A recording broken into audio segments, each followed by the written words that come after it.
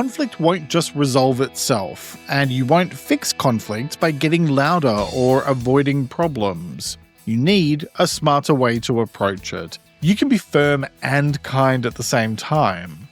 That's what healthy conflict is all about.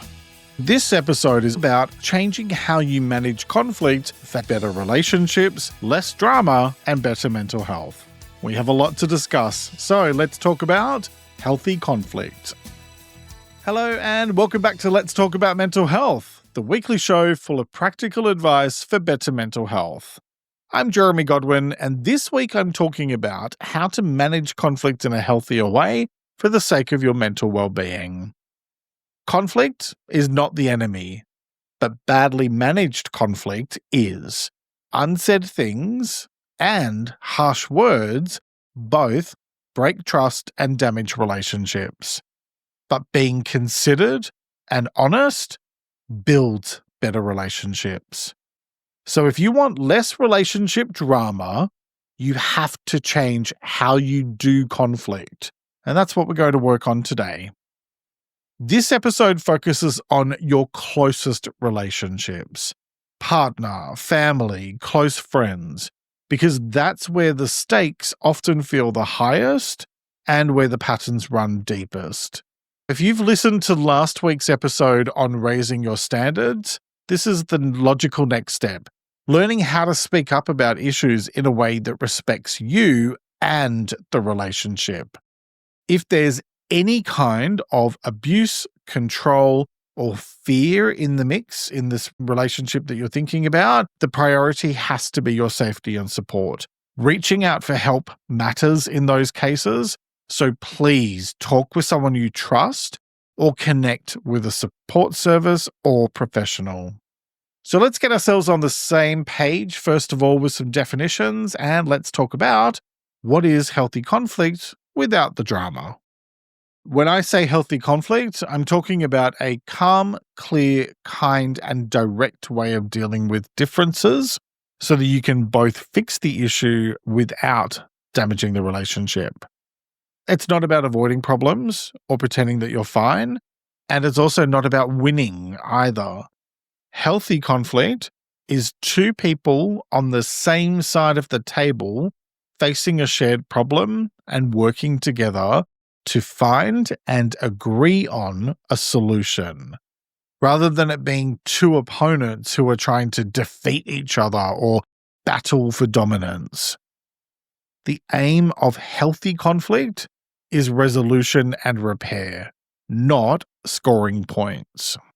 If your pattern is to get louder, or if it's to go quiet, you'll keep getting the same outcome every time. More distance, less trust, and no change. Because what you accept is what you get. A lot of this comes back to your default conflict style, and a simple way to define that is this. So being passive is when you say nothing and hope that the problem will just disappear. But that's when resentment builds and your connection becomes more and more strained. Being aggressive pushes, it blames, and it overwhelms. People don't tend to handle aggressiveness too well when it's being thrown at them. They tend to either shut down or fight back in the face of aggressiveness. And that usually ends up with trust being damaged in the relationship. Being passive-aggressive mixes both. It's like nice words with sharp edges. And it sends mixed messages that confuse everyone. Things like, I'm fine, when your face looks like you're about to either explode or cry, or maybe even both. Assertiveness sits in the healthy middle of all of that hot mess. It's about balanced honesty. You say what you mean without being mean. You name the issue, you own your part in it, and you ask for what you need and what you want, calmly, clearly, and fairly. Being honest about issues might feel uncomfortable. Scratch that, will feel uncomfortable. But it's the healthiest way to deal with conflict so you can move forward. You know, the problem is that if you avoid problems and issues, then your silence ends up writing a story that the other person can't read. But then on the other hand, if you come in hot and angry, your tone ends up burying your message. So they take away a very different story than what you might have intended or what you might need to get across. Healthy conflict is about focusing on solutions. It separates the person from the problem. Handling conflict in a healthy way means that you stay specific and present. One issue at a time, one goal at a time. Don't try to solve everything all at once, but just focus on one thing at a time.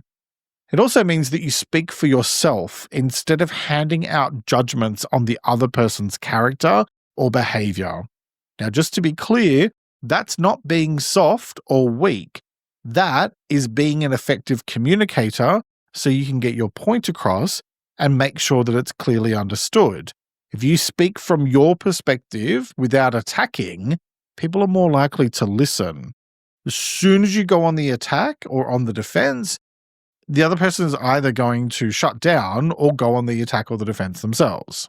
Like all things when it comes to your mental health and your overall general well-being in life, it's about balance. Balance is where mature conflict resolution lives. Strong does not mean harsh, and calm does not mean weak. Okay, so now let's talk about why healthy conflict matters for your mental health. It matters because unresolved or unhealthy conflict feels awful. Plus, it keeps your nervous system on high alert.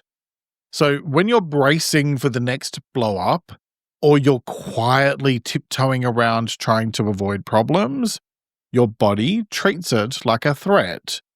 That constant tension fuels anxiety, irritability, overthinking, and poor sleep, just to name a few.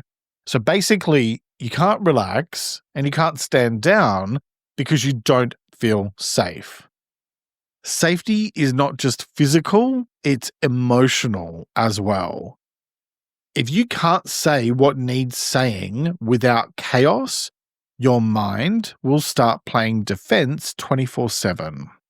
Clarity lowers the emotional temperature and gives your brain a sense of control. Like, okay, here's what's happening and what we're going to do about it. And that helps to stabilize your mood. Most people would prefer to know honestly where they stand rather than have a lie fed to them.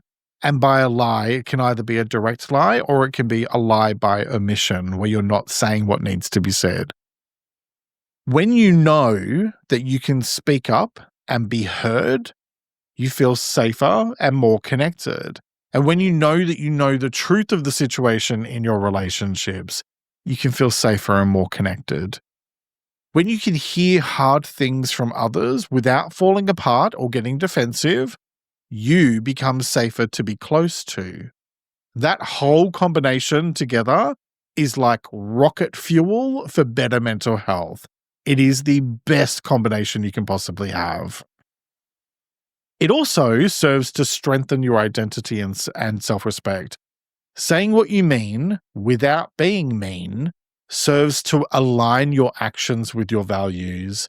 And that consistency supports your sense of self. So, why do we struggle with this? Well, first, it's our biology.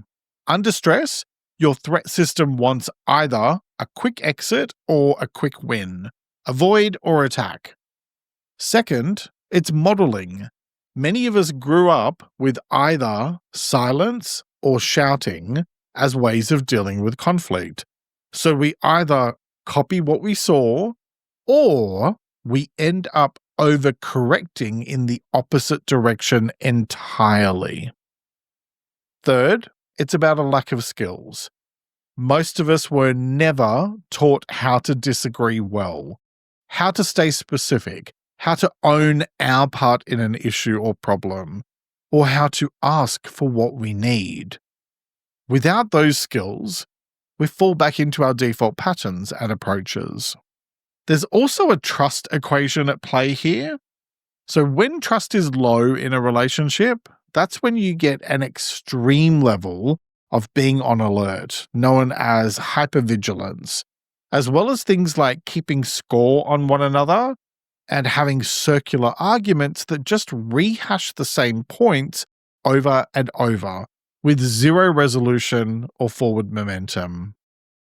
But when trust is repaired and nurtured, you get collaboration instead. It becomes us versus the problem. That shift from adversaries to partners in finding a solution, that reduces drama and it creates real momentum. And momentum matters because progress, even if it's small steps, is deeply regulating for the brain. Your brain loves it. It tells your mind and your nervous system, it's okay, we're okay, we can move this forward. And so your brain feels safer, which helps your entire system to feel safer. Look, healthy conflict is not something that you're going to get right 100% of the time, and it is not about trying to be perfect. It is simply about repairing issues faster. You will have tense moments, but the difference is that you'll catch yourself sooner and name what's happening and reset your approach. And we're going to talk about how to actually do it right after this quick ad break. And welcome back. Now let's get into the how-to part of this episode and let's talk about how to handle conflict without drama. Let's talk through some quick actions you can take right away to improve things. And then we're going to discuss longer-term changes for you to work through over the coming weeks and months. So my first quick action is 1-minute framing. When there's conflict, the best way to start is by taking a moment to prepare a simple 1-minute or less opener for your conversation that's going to set the tone and the goal. Now, you can easily build that around 3 things: aim, issue, and ask. So, say what your aim is in the conversation, name one issue, and then make one clear ask, and then stop. So, in practice, that could sound something like, my aim is for us to spend more quality time together. The issue is the late night messages during dinner. I'd like to ask for us to keep our phones off the table so we can connect more. So that's it. So in that, you've just framed it as us versus the problem rather than me versus you. It's much healthier and less likely to trigger defensiveness. And even if it does, it's far fairer than going into blame mode or sulking. Whatever you do, keep it calm, clear, kind, and direct. Remember, we want balanced honesty here. If you find yourself getting heated or wanting to bolt for the door, just breathe slowly and soften your shoulders, and then lower your volume by 1 notch. Your nervous system will follow your voice and your breath. Okay, the next quick action is deal with one issue at a time. This is one that not only can you do immediately, but it will help you out to keep on doing it moving forward. And it's as simple as committing to, funnily enough, only dealing with one issue at a time. Here's the thing that happens during conflict. Often we bottle things up, or we have resentments that haven't been resolved from previous issues. And so when things get heated or uncomfortable, we can very often find that the floodgates open and all of this stuff comes out. The problem with that is the more you pile on, the harder it is to see the forest for the trees. The harder it is to focus on what is the issue here that needs to be resolved. If there is a bigger issue, say for example, we don't communicate well with one another, and so anytime we get, or often when we get into an argument, it descends into a shouting match, that's a much bigger conversation to be had than just, you didn't take the bins out like we agreed, right? So deal with issues one at a time rather than like trying to tackle 54 all at once. And if you are finding that there is a lot of baggage, a lot of resentment, a lot of things building up over time, then it's probably time for you to go and have a conversation with a professional couples counselor who can help the two of you to guide through things and to say what needs to be said in a safe and supportive environment. You may not like what needs to be said, but, it needs to be said. Just don't try to tackle everything all at once. So the next quick action is the 10-10 reset. When things are tense, set a timer. You get 10 minutes to speak without interruption, then they get 10 minutes. After each of you have your turn, the listener gives a one-sentence summary of what they've heard before responding. So, for example, you might say, "So, you're saying that you feel sidelined when I make plans without asking. Is that right?" So that summary step lowers defensiveness and it stops point scoring because it proves you've actually heard each other instead of just waiting for your turn to speak like we so often do in arguments.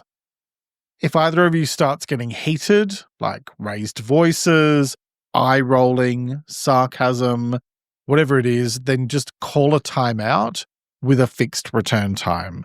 So it could be, let's take a 20-minute break and come back to this at 7:30. Remember, timeout is a repair tool, not a punishment. All right, so those are some quick actions to cool things down and get some positive movement happening. Let me know in the comments which ones you're going to try over the next few days and why. And a quick reminder that you are able to find all of these tips in the transcript on my website at ltamh.com/episodes. It's linked in the description. Join my free mailing list and you get the transcript in your inbox every Sunday so you can follow along. Okay, so now to change the way that you handle conflict for good, you're going to need a few habits that really stick. So let's talk through things for you to work on over the next few months and beyond. My first longer term change is weekly 15-minute check-in. And I know, we all have lots of meetings and commitments and all of that stuff, especially if you work in the corporate sector. I remember those days. But if you want to be able to work on your relationship and improve it, 15 minutes a week is not a big commitment to make. So I want to encourage you to schedule a short check-in with one another with a really simple structure. One appreciation, one niggle, and one plan.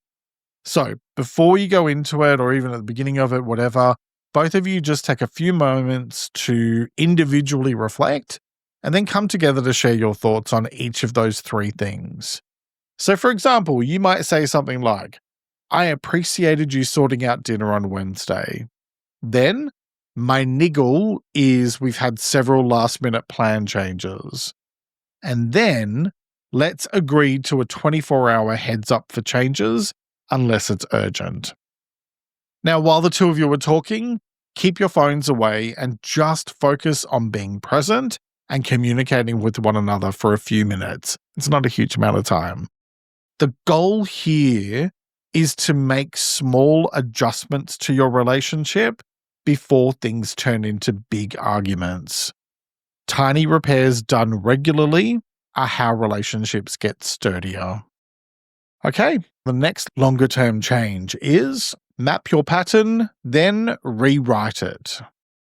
Here's a simple way to stop repeating the same fight. Notice your pattern and choose a better one. Think of this in 4 beats. Trigger, early signs, old response, new response, and say it out loud so that you're not approaching things on autopilot. So for example, when we're running late, which is the trigger, I feel tight in my chest and my tone gets sharp. That's the early signs. I usually blame you. That's the old response. Instead, I'm going to say, "I'm stressed about time. Can we agree a leave by time now?" The new response. That small shift works because awareness lowers reactivity, and a clear alternative gives your brain something better to do. To support it, agree on 2 house rules that you can both remember, like one issue at a time, and we pause if voices rise, so that the conversation stays fair and focused and grounded. Remember, patterns can always be rewritten. So the next longer term change is learn to disagree well. Like I said earlier, most of us never learned these skills, so build them on purpose. Pick one small issue every week and practice 3 moves. First, be specific. Name one recent moment and the impact it had on you. Maybe it's on Tuesday when plans changed at 6 p.m. I felt stressed and unprepared. Being specific like that lowers defensiveness because it's concrete. Second, own your part by having one short line, something like, I didn't say what I needed earlier, and that added to the rush. When you display ownership of your part, it shows good faith and it invites it back. And it also recognizes that in any relationship, in any conflict, it takes 2 to tango. So we have to think about what our part is in it and what could we potentially do differently for a different outcome next time. Third, make a clear request. Next time, can we agree changes by lunchtime or push to tomorrow? So the point here is to keep your words plain and short so that they're easy to hear. We don't need to write a soliloquy. It does not need to be a big, massive essay. Just keep it simple. This works because clarity plus accountability plus a fair and doable ask turns conflict from a tug of war into a joint problem for the two of you to solve. You might want to practice it out loud once or twice before the chat, either, in front of a mirror or use a voice note on your phone. The more you practice it, the more comfortable you'll be saying it. So as many times as you need. And afterwards, I'd encourage you to take a few moments just to make some quick notes on what worked well and what you might need to tweak next time. Actions build your habits. The habits change your patterns. So here's the thing to take away from all of this today. Healthy conflict is calm, clear, kind, and direct. It's about fixing the issue, not trying to fix each other. Change the patterns in your relationships, and you'll lower the drama, rebuild trust, and protect your peace. Because when you boil it all down, being honest in a kind and thoughtful way turns conflict into connection. And that's how you build better relationships. Each week I like to finish up by sharing a quote about the topic, and I encourage you to take a few moments to really reflect on it and consider what it means to you. This week's quote is by an unknown author, and it is, "Conflict is a natural part of every healthy relationship." Let me repeat that. Conflict is a natural part of every healthy relationship. All right, that's it for this week. If you'd like to support the show, my Patreon gets you early ad-free episodes and extras. It's linked below. Thank you very much for joining me today. Look after yourself and make a conscious effort to share positivity and kindness out into the world, because you get back what you put out. Take care and talk to you next time. Join me next week to talk about financial stress, and check out my episode on navigating challenging relationships next. It's linked in the description. And follow or subscribe to never miss an episode. Let's Talk About Mental Health is an independent program. Discover more at ltamh.com.